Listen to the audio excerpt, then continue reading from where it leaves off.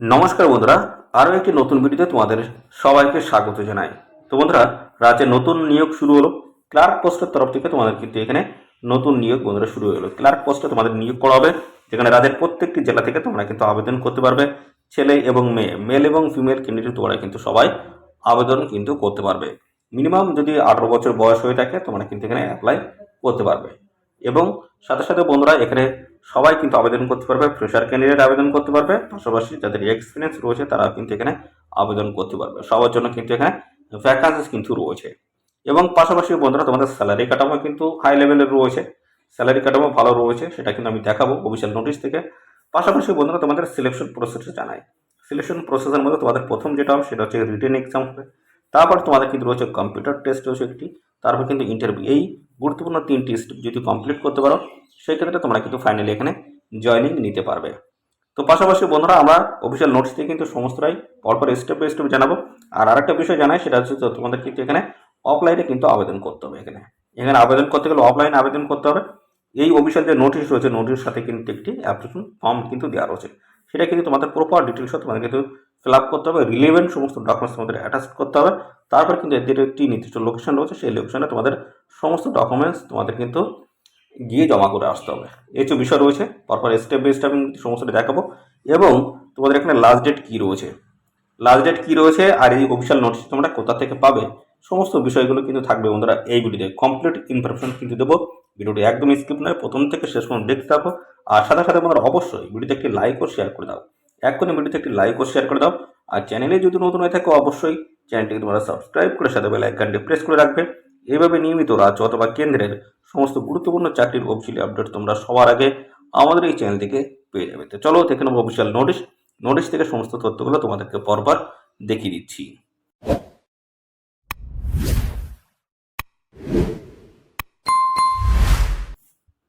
Officially নোটিশটি open করলাম। তো বন্ধুরা এখানে কিন্তু রাজ্যের প্রত্যেকটি জেলা থেকে তোমরা কিন্তু আবেদন করতে পারবে। গুরুত্বপূর্ণ 2টি পোস্ট রয়েছে। কোন কোন পোস্ট রয়েছে আমরা সমস্ত কিন্তু পরপর এই ভিডিওতে দেখাবো।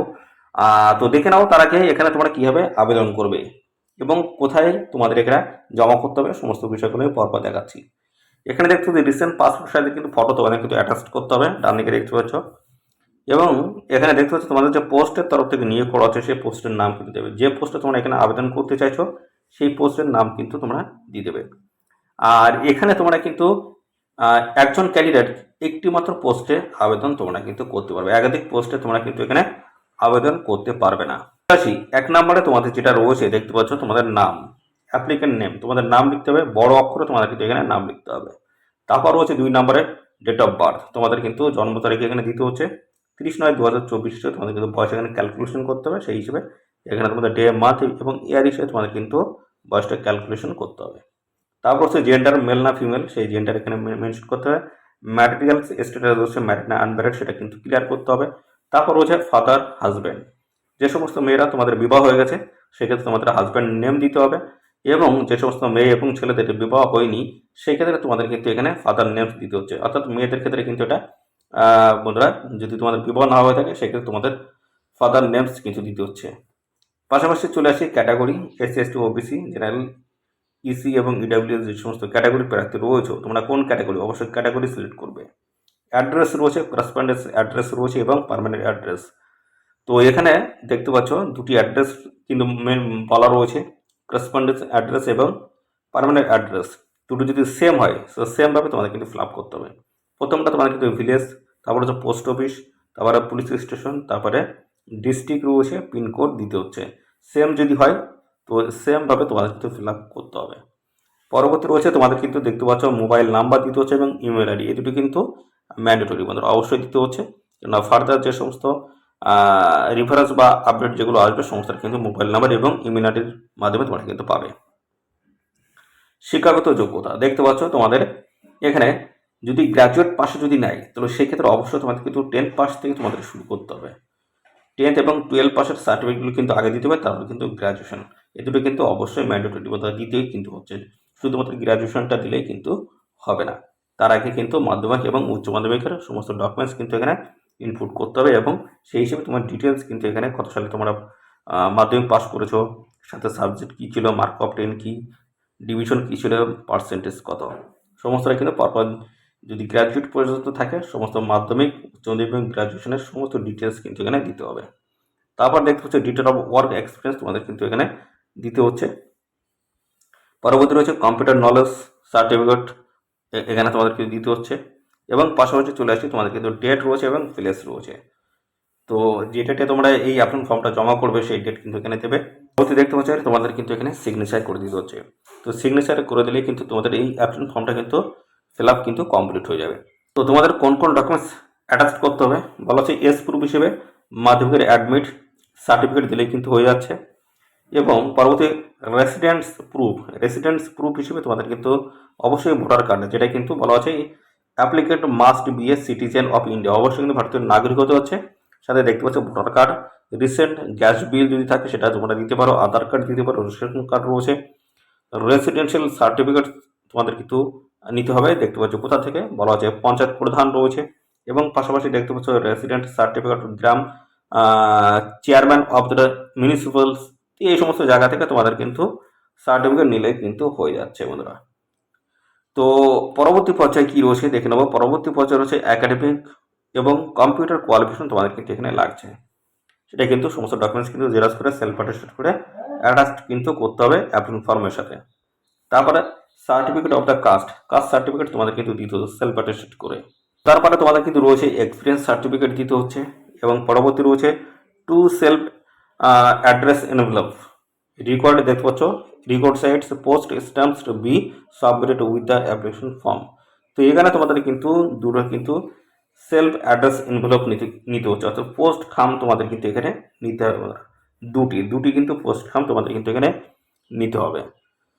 পরবর্তী বলা হচ্ছে টু পাসপোর্ট সাইজের কিন্তু ফটো তোমাদের নিতে হবে, ডুয়েলি সিগনেচার করা থাকতে হবে পিছনের দিকে, দেখতে পাচ্ছ তার সাইজ কিন্তু হতে হবে এই যে 2.5 ইন্টু 3.5 সেন্টিমিটার।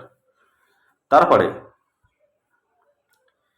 এই হচ্ছে সমস্ত বিষয়। তো অ্যাপ্লিকেশন ফর্মটা যখন ফিল আপ করবে অবশ্যই ভালোভাবে সুন্দর করে ফিল আপ করার পরে যা যা বলে দিলাম সমস্ত ডকুমেন্টস কিন্তু প্রথমে জেরক্স করতে হবে, তারপর সেলফ অ্যাটাস্টেড করতে হবে, তারপরে কিন্তু এই অ্যাপ্লিকেশন ফর্মের সাথে অ্যাটাচড করতে হবে। অ্যাটাচ করার পরে এদের একটি নির্দিষ্ট লোকেশন রয়েছে, সেই লোকেশনে তোমাদের কিন্তু পাঠিয়ে দিলেই হয়ে যাবে। আমি কিছুক্ষণের মধ্যে সেই লোকেশনটা আমি বলে দিচ্ছি, দেখতে থাকো বন্ধুরা। তো এখানে তোমাদের যে পোস্টের তরফ থেকে নিয়োগ হচ্ছে সেটা হচ্ছে দেখতে পাচ্ছ অ্যাকাউন্টেন্ট পোস্ট রয়েছে বন্ধুরা, অ্যাকাউন্টেন্ট পোস্ট রয়েছে। এবং আরেকটি যে পোস্ট রয়েছে সেটা হচ্ছে ডাটা এন্ট্রি অপারেটর পোস্ট কিন্তু রয়েছে, যে ডাটা এন্ট্রি অপারেটর পোস্টের তরফ থেকে তোমাদের কিন্তু এখানে নিয়োগ করা হচ্ছে। এই দুটি গুরুত্বপূর্ণ পোস্টের তরফ থেকে তোমাদের কিন্তু নিয়োগ করা হচ্ছে। পাশাপাশি এখানে কিন্তু স্যালারি যেটা রয়েছে, প্রথম যে অ্যাকাউন্টেন্ট যে পোস্ট রয়েছে সেই পোস্টের স্যালারি কাঠামো কিন্তু হাই লেভেলে রয়েছে, 15,000 টাকা কিন্তু স্যালারি রয়েছে।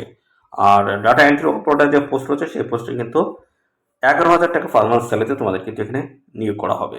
এখানে তোমাদের কি ধরনের কাজ করতে হবে বলা হচ্ছে, অ্যাকাউন্টেন্ট যে পোস্ট রয়েছে সেই পোস্টে দেখতে পাচ্ছ তোমাদের কিন্তু বলা হচ্ছে, এখানে বলা হচ্ছে overall responsibility of maintaining accounts for district project management unit অর্থাৎ ডিপিএমইউ, এবং পাশাপাশি sub division preparation of the report compilations, তারপর হচ্ছে forecast analysis of the various data, এই সমস্ত কাজগুলো তোমাদের কিন্তু এখানে করতে হবে অ্যাকাউন্টেন্টস।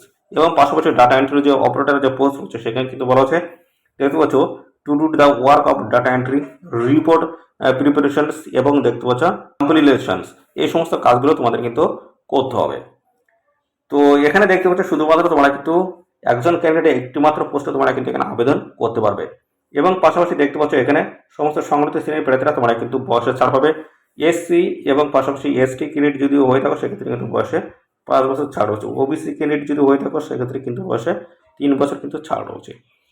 তো পাশাপাশি বন্ধুরা এখানে তোমাদের কিন্তু দেখতে পাচ্ছ এক্সামটেড যে সমস্ত ক্যাটাগরির প্রার্থী রয়েছে বন্ধুরা, এক্সামটেড ক্যাটাগরির যে সমস্ত প্রার্থী রয়েছে তোমাদের কিন্তু এই অফিসিয়াল ওয়েবসাইটে এসে তোমাদের কিন্তু ভিজিট করতে হবে। দেখতে পাচ্ছ অফিসিয়াল ওয়েবসাইট কিন্তু দেওয়া রয়েছে। এবং পাশাপাশি রিটায়ার্ড এমপ্লয়ি যদি হয়ে থাকো সেক্ষেত্রে তোমরা কিন্তু 30/9/2024 তোমরা কিন্তু 64 বছর বয়স পর্যন্ত তোমরা কিন্তু অ্যাপ্লাই করতে পারবে। তো চলো তোমাদের বয়সটা আমি দেখিয়ে দিচ্ছি।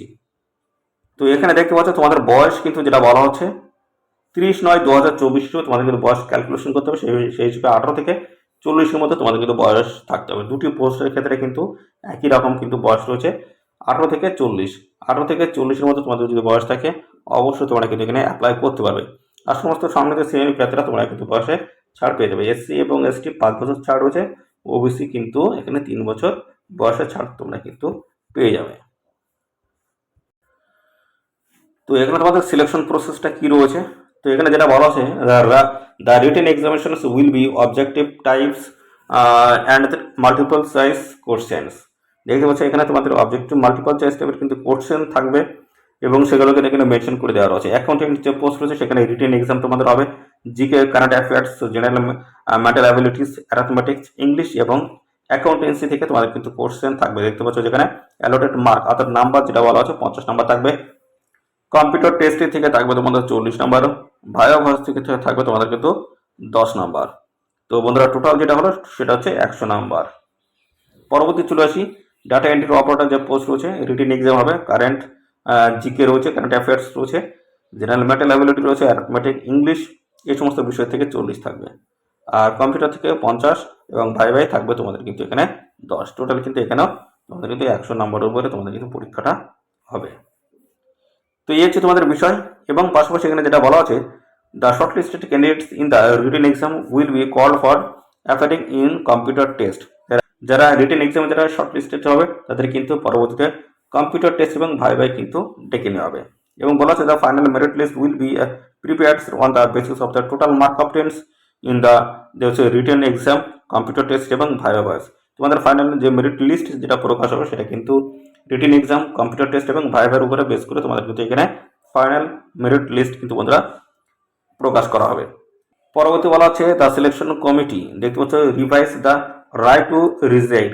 তো এখানে সিলেকশন কমিটির কিন্তু হাতে ক্ষমতা রয়েছে রিজেক্ট করার, অর্থাৎ যারা অ্যাপ্লিকেশন করেছে তাদের মধ্যে কোনো রকমের যদি অসঙ্গতি থাকে সেক্ষেত্রে তোমাদের রিজেক্ট করার কিন্তু রাইট রয়েছে, সেটা হচ্ছে সিলেকশন কমিটি। বলা হচ্ছে any applications not properly filled in or received after due date. তো এখানে তোমাদের যদি প্রপারভাবে অ্যাপ্লিকেশন ফর্মটা যদি ফিল আপ না করতে পারো, কোনো রকম যদি অসঙ্গতি থাকে এবং পাশাপাশি তোমাদের লাস্ট ডেটের পরে যদি তোমরা অ্যাপ্লিকেশন ফর্মটা জমা করো সেক্ষেত্রে তোমাদের কিন্তু অ্যাপ্লিকেশন ফর্মটা রিজেক্ট কিন্তু করে দেবে। সেক্ষেত্রে দেখতে পাচ্ছি এই সিলেকশন কমিটি কিন্তু তাদের হাতে কিন্তু এই রাইট কিন্তু রয়েছে। এবং পাশাপাশি আরেকটি কথা বলা হচ্ছে authority reserves the rights to conduct the written test for all the post on a single date. যে কোনো একটি ডেটে তোমাদের কিন্তু এখানে নিতে পারে, যে কোনো একটি ডেট দিয়ে দেবে, সেই ডেটে তোমাদের কিন্তু নেবে এই রিটেন টেস্ট। সেটা কিন্তু পরবর্তীতে কিন্তু জানিয়ে দেবে, যে ডেটে হবে সেই ডেটে কিন্তু জানিয়ে দেবে।